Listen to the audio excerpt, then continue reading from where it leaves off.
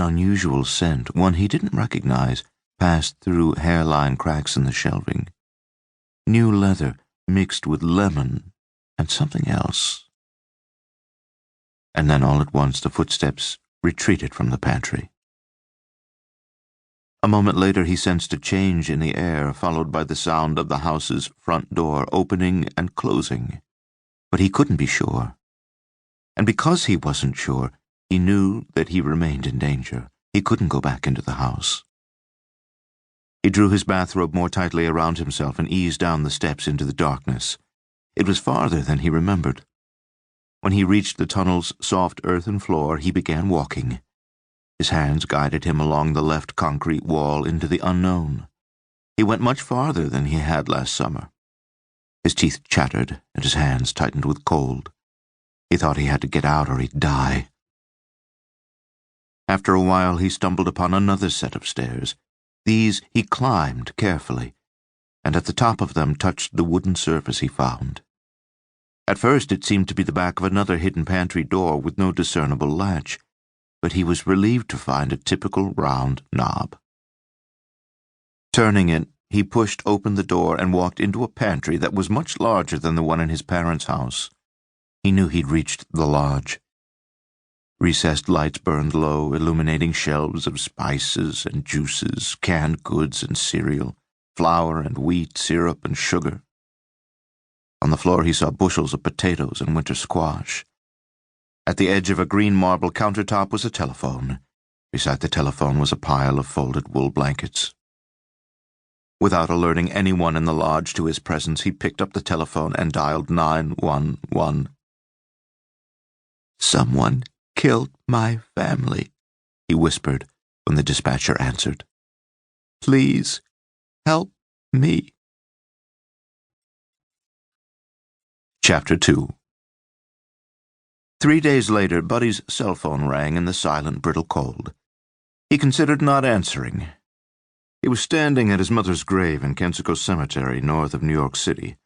His mother, who'd died of cancer 21 years ago today. He'd been close to her and didn't want to be distracted, but a feeling of duty welled up within him.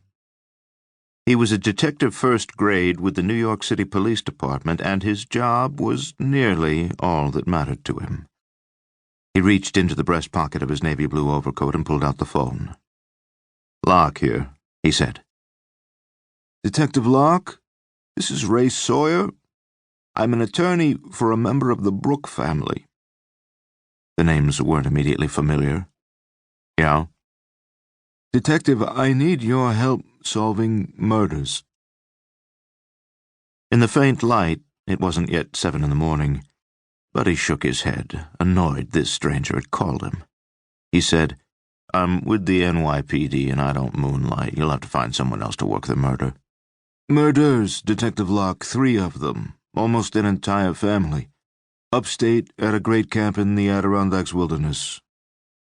Now Buddy made the connection. He'd read about the crime in the Gazette. Many hints about the murder of a rich family at their estate up north. No arrest, he recalled, hardly any information. Not even a statement of how the family had died. And some of the details he'd found didn't add up. For example, no, he told himself.